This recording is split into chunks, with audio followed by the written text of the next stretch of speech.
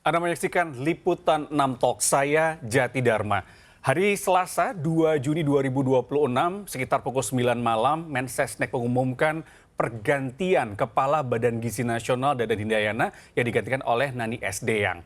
5 jam berselang sekitar dini hari pukul 2, tepatnya hari Rabu tanggal 3 Juni 2026, Kejaksaan Agung Republik Indonesia menggeledah kantor BGN. Semakin siang muncullah berbagai macam spekulasi bahwa pergantian kepala BGN ini terkait dengan adanya kasus yang menyelimuti atau kasus yang beberapa waktu terakhir dibicarakan terkait dengan BGN. Apakah ini benar ada kaitannya dan apa sebenarnya maksud dari pemerintah melakukan penggantian? Dan kira-kira apakah dengan penggantian kepala BGN ini bisa memperlancar dan juga mensukseskan program andalan Presiden Prabowo Subianto? Liputan 6 Talks hari ini akan membahasnya bersama dengan sejumlah narasumber. Yang pertama yang sudah hadir di studio adalah Mas Agung Baskoro, Direktur Eksekutif Trias Politika Strategis. Mas Agung, terima kasih sudah bersama kami. Kemudian dari Zoom kami memiliki narasumber Pak Agus Pambagio, pengamat kebijakan publik. Selamat siang Pak Agus, sudah bergabung bersama kami. Dan juga ada Mas Kurnia Ramadana, PLT Deputi 3 Bakom RI. Nah, kita mau langsung bertanya nih, seperti tadi yang saya pertanyakan, kenapa akhirnya ada pergantian? Tadi saya menyatakan bahwasannya ada pergantian dari Pak Dadan ke Bu Nani di kepala BGN. Kemudian ada penggeledahan di dalam oleh Kejagung. Informasi kami terima bahwa ini ada kaitannya dengan kasus yang belakangan itu diramai dibicarakan terkait dengan jual beli titik SPPG. Mas Kurnia, bisa dikonfirmasi soal ini? Ya, yang pertama tentu kami mengapresiasi kerja dari 3 pimpinan BGN sebelumnya, karena bagaimanapun mereka telah meletakkan pondasi awal dari kelembagaan BGN itu sendiri dan starting from zero untuk menyelenggarakan makan bergizi gratis. Dan juga selama 1,5 tahun terakhir, Presiden melakukan evaluasi terhadap program yang amat sangat penting dalam pemerintahan Pak Prabowo dan Mas Gibran, yaitu makan bergizi gratis. Ternyata ada beberapa indikator, salah satunya berkenaan dengan tata kelola program MBG. Dan di sana harus ada perbaikan yang signifikan ke depan, sehingga penyegaran organisasi, pergantian di pucuk pimpinan tertinggi Badan Gizi Nasional menjadi penting. Maka dari itu kemarin Menteri Sekretaris Negara mengumumkan kepada masyarakat. Sekaligus ini juga sebagai jawaban bahwa Presiden bersama dengan jajaran pemerintahan mendengar aspirasi masyarakat, melihat rekomendasi-rekomendasi dari sejumlah lembaga negara terkait dengan tata kelola makan bergizi gratis ini. Sehingga dari komposisi pimpinan yang baru ini diharapkan ada kombinasi dari hal komunikasi publik, ada juga aspek disiplin tata kelola, dan juga transparansi pengelolaan di internal BGN sendiri dalam menyelenggarakan program MBG. Dan juga pada waktu yang sama sebagaimana tadi Mas Jati sampaikan, beberapa jam setelah pengumuman oleh Menteri Sekretaris Negara, ada aparat penegak hukum, dalam hal ini Kejaksaan Agung, melakukan tindakan upaya paksa berupa penggeledahan, yang kabarnya tidak dalam waktu yang lama lagi proses hukum itu akan diumumkan secara terbuka oleh Kejaksaan Agung. Memang ada beberapa data dan juga informasi, misalnya yang disampaikan oleh Kepala Staf Presiden, Jenderal Purnawirawan TNI Dudung, bahwa ada sejumlah potensi korupsi dalam penyelenggaraan program MBG. Tentu dalam hal ini kita berharap aparat penegak hukum bisa berkontribusi untuk memperbaiki tata kelola MBG dengan berkoordinasi bersama dengan pimpinan BGN yang baru. Saya rasa itu, Mas Jati. Nah, pertanyaan kami kemudian adalah terkait dengan tadi itu, apakah ini artinya diawali dengan adanya dugaan penyelewengan, kemudian ada kasus hukum yang terjadi, kemudian akhirnya buru-buru diganti, atau sesungguhnya evaluasi yang tadi sudah dilakukan selama 1,5 tahun ini menyebabkan pergantian dan baru kemudian penyelidikan itu berlangsung? Iya, tindakan evaluasi itu adalah tindakan administratif pemerintahan. Sedangkan yang saat ini sedang dikerjakan oleh Kejaksaan Agung adalah kerja penegakan hukum. Dan dua hal ini tentu tidak bisa dicampur adukkan. Mari kita tunggu nanti bagaimana pengumuman dari Kejaksaan Agung. Namun dua kata yang disinggung oleh Menseknek kemarin itu menjadi amat sangat penting, yaitu tata kelola. Dan tata kelola itu menjadi pekerjaan rumah bagi pimpinan BGN yang baru. Demikian, Mas Yati. Nah, kemudian pertanyaan berikutnya adalah kenapa Ibu Nani yang menggantikan? Apakah karena ini sesimpel sebagai wakil kemudian naik atau seperti apa? Dan kita tahu bahwa Bu Nani adalah salah satu loyalis dari Pak Prabowo gitu. Iya, tentu Presiden menunjuk orang-orang yang memimpin lembaga negara atau organisasi seperti BGN ini tidak didasarkan atas kedekatan personal atau kedekatan politik, akan tetapi melihat dari kompetensi dari yang bersangkutan.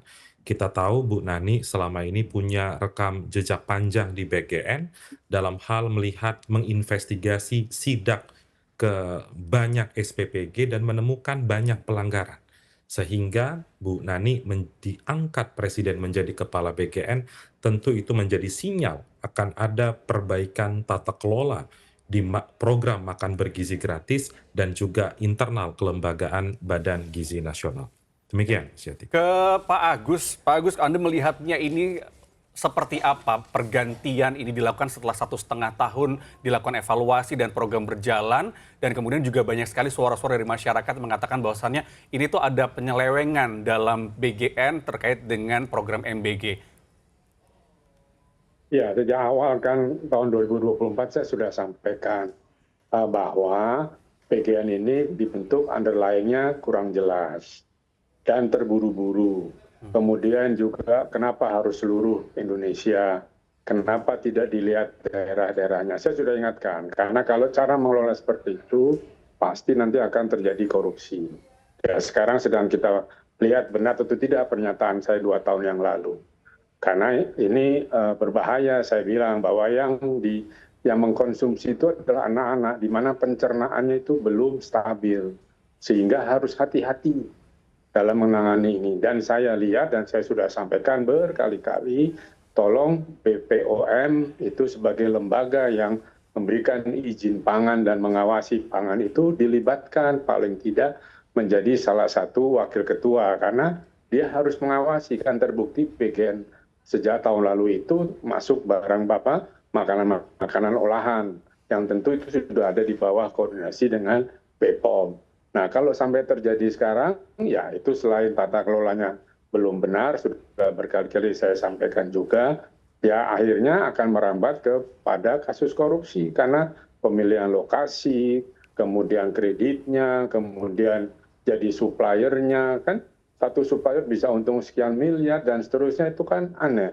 Nah, ini yang maksud saya sudah saya ingatkan jauh-jauh hari dan sekarang terbukti. Ya silakan dibereskan saja, dan juga harus dievaluasi bahwa sekali lagi MBG itu bukan untuk seluruh anak Indonesia, tapi untuk anak-anak di daerah yang memang membutuhkan gizi, dan bukan untuk stunting, karena stunting dengan kurang gizi itu berbeda.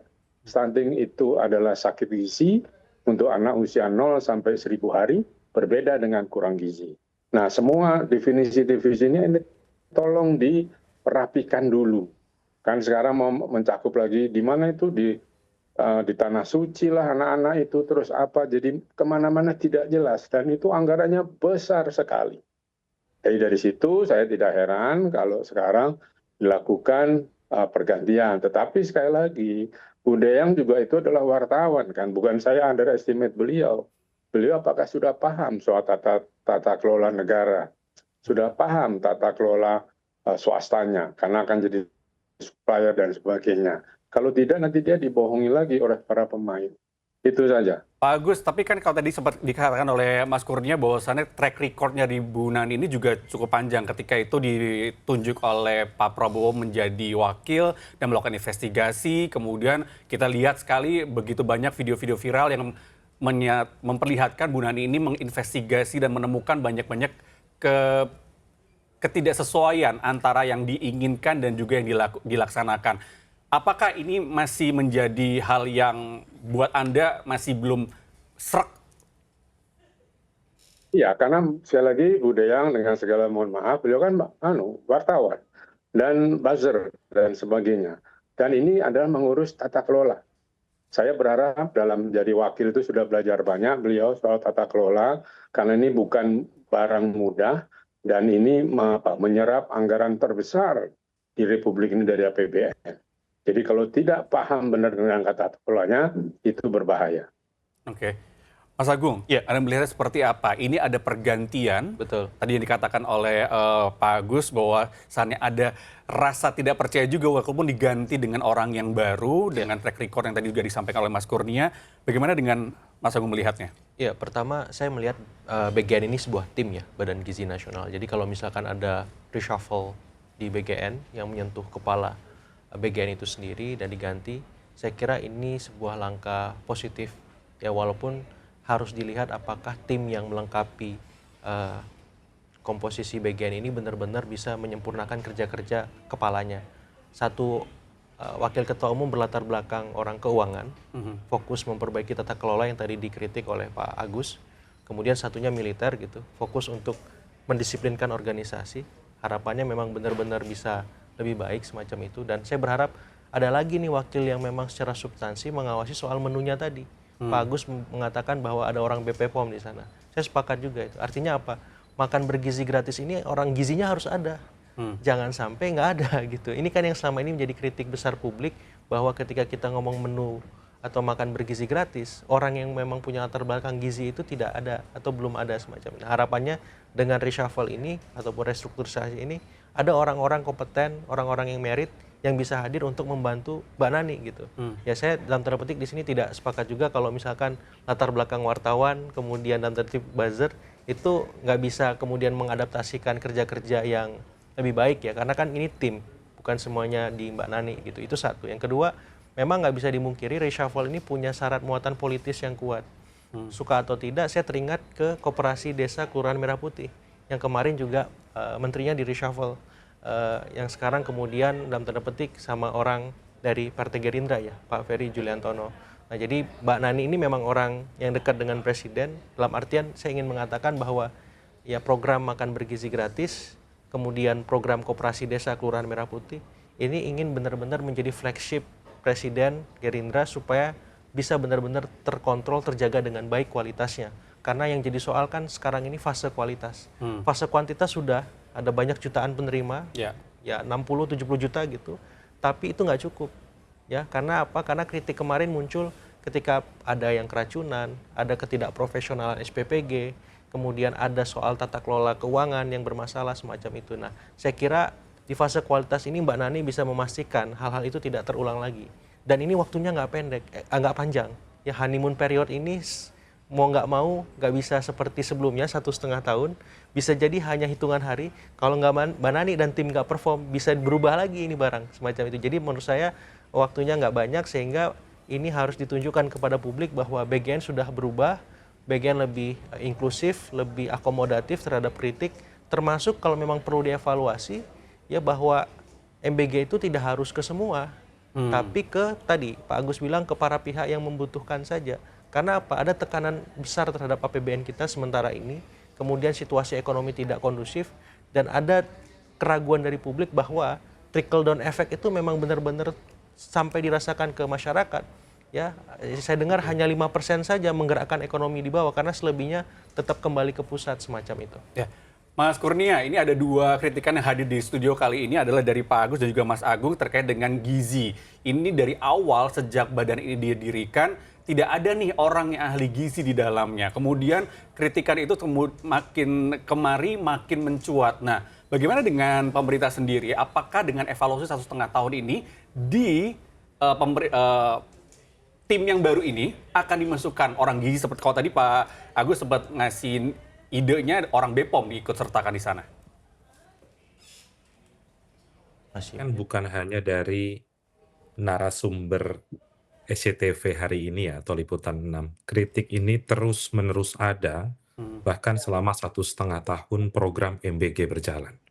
Maka dari itu kritik-kritik tersebut coba dikumpulkan, dicarikan solusinya, dan salah satu solusi dari kritik tersebut adalah harus ada penyegaran di internal kelembagaan BGN. Saya rasa sudah saya tegaskan tadi bahwa dasar memilih dari pimpinan BGN itu adalah kompetensi. Jadi kita tahu selama 1,5 tahun ada cukup banyak sidak yang dilakukan oleh Bu Nani, tentu beliau sudah adaptif dengan kerja-kerja BGN tentang tupoksi dari BGN dalam menyelenggarakan program MBG. Jadi tidak bisa juga serta-merta kita kecilkan kompetensi dari seorang Bu Nani hanya sekedar sebagaimana tadi Pak Agus sampaikan. Kemudian yang kedua, saya tadi melihat bagaimana nomenklatur kelembagaan BGN, dan di dalam nomenklatur kelembagaan BGN itu ada Deputi Bidang Sistem dan Tata Kelola, di dalamnya ada direktorat yang terkait dengan hal yang disampaikan oleh Pak Agus Pambagio tadi. Ada Direktorat Sistem Pemenuhan Gizi, Direktorat Tata Kelola Pemenuhan Gizi, dan Direktorat Manajemen Risiko Pemenuhan Gizi. Apakah selama ini sudah sempurna? Tentu tidak, atau tentu belum sempurna. Karena memang banyak sekali peristiwa-peristiwa yang justru bertentangan dengan hal yang diharapkan dari program MBG ini. Saya sepakat dengan apa yang tadi Pak Agus sampaikan, ada 2 indikator penting dalam program MBG ini. Satu, kita bicara tentang kesehatan anak, ada aspek investasi pendidikan masa depan anak. Kemudian yang kedua yang tidak boleh terlewatkan, penyelenggaraan makan bergizi gratis menggunakan dana yang berasal dari masyarakat. Sehingga tata kelola pengawasan itu menjadi hal yang amat sangat penting, dan tentu itu yang dititipkan kepada 3 pimpinan baru BGN. Saya rasa itu, Mas Jati. Pak Agus, tadi Anda menyatakan bahwasannya ini kurang pas gitu ya kalau misalkan pemimpinnya diganti sebagai mantan wartawan. Kalau menurut Anda, kualifikasi seperti apa yang paling pas untuk memimpin ataupun yang ada di dalamnya? Selain tadi yang Anda sampaikan bahwa harus ada orang gizi dan juga orang mungkin BPOM yang bisa gabung di situ. Ya, yang jadi orang nomor 1 kan dia harus paham soal tadi tata kelola, soal integrasi, integritas, kemudian soal teknis dalam hal ini gizi. Dia paham atau pernah paling tidak menangani sedikit lah ya. Karena ini begini loh, sekali lagi ini kan MBG ini dibentuk dengan tergesa-gesa. Tidak ada gimana kalau untuk safety, untuk mitigasi kalau terjadi anak-anak keracunan. Kita kan tidak tahu apakah betul belum ada korban. Palingan keracunan, apa betul? Ya kan, beberapa kan dibantah. Nah, kita nggak tahu ini. Nah, artinya apa? Perlu tata kelolanya dirubah. Misalnya begini, kenapa sih harus 3.000 orang mengasih makan 3.000 anak? Itu kan susah masaknya. Mau jam berapa? Nanti makanannya pasti sudah basi. Ahli gizi bilang makanan itu harus suhunya 60 derajat supaya bakteri tidak tersentuh. Nah, kemudian kenapa sih tidak dikembalikan ke kantin sekolah saja? Yang jelas guru ikut mengawasi, orang tua murid mengawasi, dan jumlahnya tidak sampai 3.000. Dan itu juga harus tidak diberikan semua. Anak-anak kawan-kawan saya tinggal di Pondok Indah, di Kebayoran, di Menteng, makan pun tidak mau itu. Di daerah di Jogja itu dilarang dibuang di sekolah, tapi dibawa pulang, dibuang di jalan atau di tempat sampah. Nah, hal ini kan mubazir sekali. Nah, tata kelola yang seperti ini bagaimana cara memperbaikinya? Kalau masih seperti sekarang semua anak dapat, jebol anggaran kita. Pasti jebol.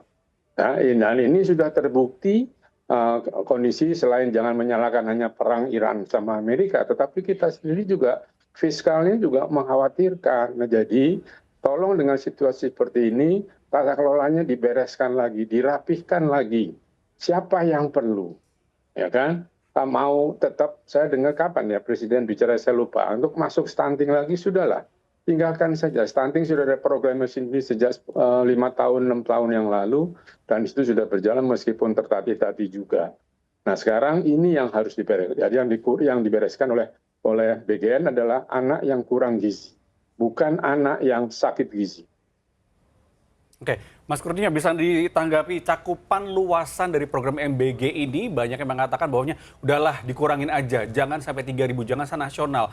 cukup lingkupnya yang kecil-kecil saja. Apakah ini juga dalam evaluasi itu dibahas juga? Ya, kalau kita bicara program MBG itu salah satu hal yang amat sangat penting adalah soal keterpenuhan gizi anak.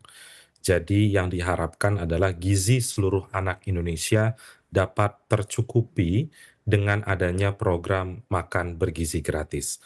Namun memang karena penyelenggaraannya masif, maka dari itu dibutuhkan ada pengawasan yang amat sangat ketat. Saya ambil contoh. Beberapa waktu yang lalu, Badan Gizi Nasional baru saja mengeluarkan informasi publik atau siaran pers kepada media terkait dengan data jumlah SPPG yang pernah dijatuhkan sanksi. Terhitung sejak program MBG ini berlangsung dari tanggal 6 Januari 2025 sampai 29 Mei 2026, dari total 27.000 sekian SPPG, paling tidak ada 8.182 SPPG pernah disuspend. Tentu pemerintah tidak menutup ruang kritik dari masyarakat. Justru kritik dari masyarakat itu sebagai bekal pemerintah untuk melakukan evaluasi. Evaluasi seperti apa?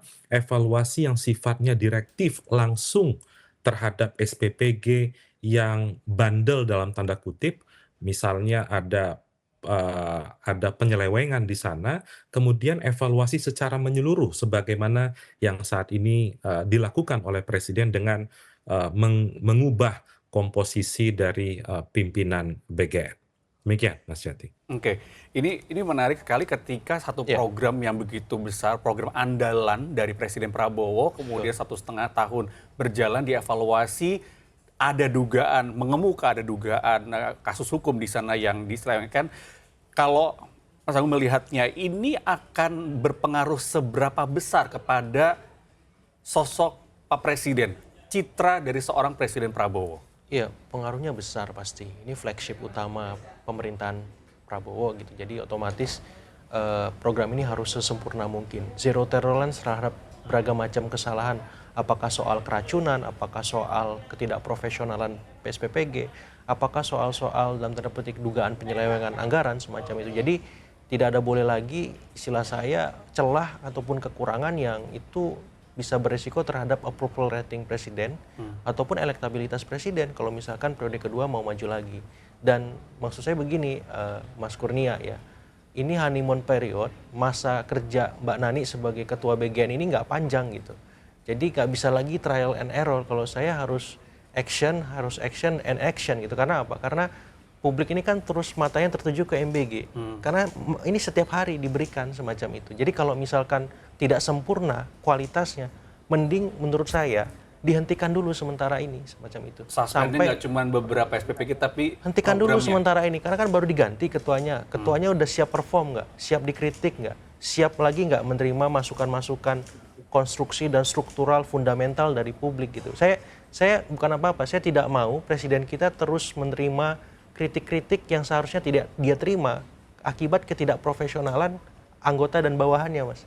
Jadi kalau memang ini belum bisa perform maksimal, hentikan dulu programnya, pastikan ya bahwa yang siap itu berapa sih sebenarnya? Berapa dapur yang siap? Saya menunggu rilis pertama Ibu Nani, berapa dapur yang confirm siap kualitas 100%, ngasih gizi betul-betul ke anak kita. Yang memang tidak harus semua seluruh Indonesia. Kalau memang misalkan hanya 1.000 dapur, ya 1.000 dapur dulu jalankan. Biar mata kita melotot jelas, berapa anggarannya. Ya sudah dikasih di situ. Tapi kalau misalkan ini cuman istilahnya melanjutkan saja, tidak ada transparansi, dapurnya berapa yang siap, di mana titiknya, berapa anggaran yang dipakai. Ya istilah saya hanya melanjutkan kegagalan sebelumnya saja. Kalau tata kelolanya tidak berubah secara revolusioner gitu. Karena apa? Karena publik melihat terus masalahnya. Yang berikutnya lagi Koperasi Desa Kelurahan Merah Putih ini. Ini gimana nanti? Seperti itu. Karena menggunakan anggaran yang sangat besar. Jadi maksud saya di sini adalah karena ini sudah masuk mau ke tahun kedua pemerintahan, nggak bisa lagi ya menteri-menteri, wakil menteri, kepala badan itu santai-santai dan merasa tidak diawasi ataupun ya sudah mengalir saja, nggak bisa gitu. Kan kalau udah begini saya rasa sudah kadung gitu. Ya jangan sampai ini terulang lagi. Kalau terulang lagi ya fatal gitu. Jadi saya berharap ini jadi arahan baru, arahan utama bahwa ke depan BGN pengurus yang baru ya bisa lebih serius dan benar-benar ngomong apa adanya lah ke presiden gitu. Jangan ada lagi yang istilah saya ditutup-tutupi dan publik menanti itu sebenarnya. Ya, keterbukaan, ketransparansian, semua hal tentang BGN dan tentang MBG seperti itu. Mas Kurnia, akankah ini jadi masukan atau bahkan nanti akan dilaporkan masukannya suspendnya jangan SPPG yang bermasalah saja, tapi programnya berhenti aja dulu sementara? Iya, yang pertama saya ingin tegaskan tidak ada honeymoon period. Karena ketika sudah diumumkan, maka detik itu sudah bekerja. Apalagi ada estafet kepemimpinan dari sebelumnya, Bu Nani yang tentu sudah paham tentang di mana loophole dari program MBG ini dan apa-apa saja yang harus dilakukan. Beliau juga dulu sebagai salah satu struktur pimpinan BGN dan juga harus siap dikritik tentu karena itu juga sudah menjadi arahan dari Presiden bahwa setiap pimpinan lembaga negara, apalagi tadi program flagship Presiden, program yang amat sangat penting, dan ini butuh kolaborasi dari masyarakat. Kolaborasi dalam hal apa? Ketika misalnya masyarakat mengkritik program MBG, disebutkan titiknya di mana, bagian mana yang salah, gizi, dan lain sebagainya, tentu integrasi tindakan administratif bahkan kalau ada pelanggaran hukum itu harus berjalan. Presiden membuka diri ketika ada program beliau, ada penyelewengan di sana, maka harus dijawab dengan penegakan hukum yang objektif seperti yang saat ini sedang kita nanti penjelasan dari Kejaksaan Agung dengan penggeledahan yang dilakukan sejak subuh tadi. Ada dua sekali lagi pekerjaan rumah dari pimpinan BGN yang baru. Satu terkait dengan tata kelola, saya sependapat dengan seluruh narasumber soal tata kelola. Kemudian yang kedua adalah soal bagaimana koordinasi antar kementerian lembaga itu bisa dimasifkan karena MBG ini terkait dengan banyak kementerian atau lembaga dan ini penting karena kita bicara tentang kesehatan anak dan investasi pendidikan juga soal uang masyarakat yang harus bisa dipertanggungjawabkan secara transparan dan akuntabel. Mas Demikian. Kurnia, ini kenapa harus butuh waktu 1,5 tahun? Kita tahu tata kelola ini administratif dan ketika itu perpresnya baru keluar juga di November 2025 ketika program ini sudah berjalan. Nah, ketika tadi ada masukan bahwasanya dihentikan dulu, dirapikan semuanya, dipahami semuanya, disiapkan semuanya, ini apakah tidak bisa menjadi satu pertimbangan? Ya, tata kelola evaluasi itu sebenarnya dilakukan secara berkala. Ini kenapa angka 1,5 tahun itu muncul karena diumumkan oleh Menteri Sekretaris Negara. Sebenarnya itu terus-menerus dilakukan evaluasi dan perbaikan, baik perbaikan yang direktif dari Presiden langsung atau mungkin perbaikan di internal BGN. Maka dari itu evaluasi 1,5 tahun ini salah satu jawaban atas beberapa problematika di BGN ini memang sudah seharusnya pimpinan BGN berganti. Itu yang menjadi pemikiran dari Presiden dan tentu kita berharap 3 kepemimpinan orang-orang di BGN ini tidak mengulangi kesalahan yang sama. Bisa menutup celah tata kelola yang mungkin selama ini menganga ke publik agar ke depan soal anak dan pertanggungjawaban publik terhadap rupiah-rupiah dari rakyat terhadap MBG ini dapat benar-benar bisa dipertanggungjawabkan. Oke. Saya rasa itu, Mas Yati. Mas Agung, ini nampaknya ide untuk mensuspend programnya seperti agak sulit. Karena kalau misalnya kita katakan bahwa ini program flagship tadi katakan ya, berhenti salah, dilanjutin juga bisa jadi akan ada salah juga. Tapi kalau tadi Mas Kurnia mengatakan bahwasannya ini tidak ada honeymoon period, sudah tahu loophole-nya di mana, harusnya gaspolnya sih baik-baik aja. Ya, saya sebenarnya sederhana tadi. Saya menanti rilis hari pertama Mbak Nani ataupun hari ke-7 ataupun hari keberapa terserah. Kira-kira berapa dapur sih yang bisa menjalankan program MBG sesuai arahan Presiden 100%? Yang sempurna itu? Yang sesuai dengan yang sesuai dengan SOP lah, tupoksi dan seterusnya itulah. Berapa sih? Kan kita nih nggak tahu tiap hari ada pelanggaran, ada penyimpangan dan seterusnya. Nah, maksud saya lebih ke sana. Jadi bukan disuspend dievaluasi total.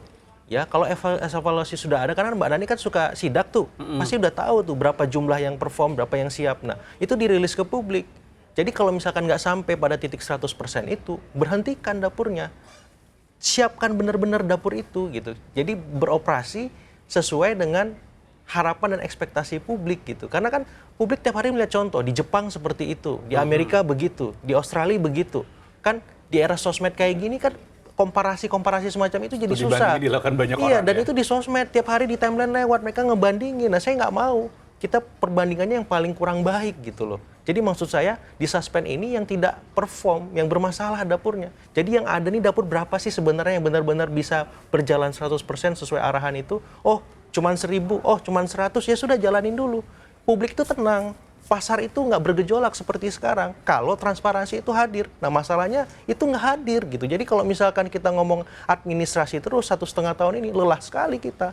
Kapan substansi itu bisa kita rasakan dari administrasi itu? Jadi poin saya lebih bagaimana sih supaya bagian itu benar-benar merit, benar-benar bisa mengedepankan dimensi-dimensi ya good clean governance itu. Supaya apa? Supaya semua trust, reputasi, citra pemerintah membaik semacam itu. Apalagi ini ada kaitannya dengan anggaran yang begitu besar ya, 260-an triliun yang sudah disahkan Dan untuk 2026. itu pertama kali dalam sejarah dan akhirnya menyedot semua anggaran di bidang lain kan. Nah, jadi kalau kualitasnya nggak sempurna, saya khawatir masalah demi masalah akan muncul terus. Jadi kalaupun misalnya dihentikan sementara, approval rating akan membaik? Ya tergantung approval rating, elektabilitas, kan kepuasan Tidak publik. menjamin berarti? Ya kalau misalkan bisa berubah 100% ya otomatis bisa terdongkrak, Mas. Tapi kalau hanya temporer, hanya jangka pendek ya kemungkinannya kecil seperti itu. Dan saya nggak mau sebenarnya seperti itu. Karena apa? Sayang kan ini program bagus kalau tidak dijalankan benar-benar sesempurna mungkin. Seperti itu. Program bagus, tampun tata kelola yang dikatakan banyak orang, ada kesalahan, ada juga yang tidak tepat dalam pengaplikasiannya. Itulah yang menjadi pertanyaan banyak orang. Dan tentunya apa yang sudah dilakukan oleh pemerintah di hari ini dan juga kemarin, mengganti Kepala Badan Gizi Nasional, harapannya seperti yang tadi kita bicarakan dalam diskusi di Liputan 6 Talks pada hari ini, semuanya menjadi lebih baik lagi. Karena itu tadi ya, programnya bagus, cuman aplikasinya yang mungkin kurang. Terima kasih Mas Sama-sama. Agus sudah hadir. Mas, kemudian ada Mas Agung, Pak Agus tadi sudah meninggalkan Zoom, dan ada Mas Kurnia yang juga bergabung bersama Liputan 6 Talks. Terima kasih. Semoga apa yang kita bicarakan ini didengarkan lagi dari teman Bakom, juga disampaikan kepada pemerintah agar ini menjadi lebih baik lagi. Sampai di sini Liputan 6 Talks. Sampai jumpa. Salam SCTV.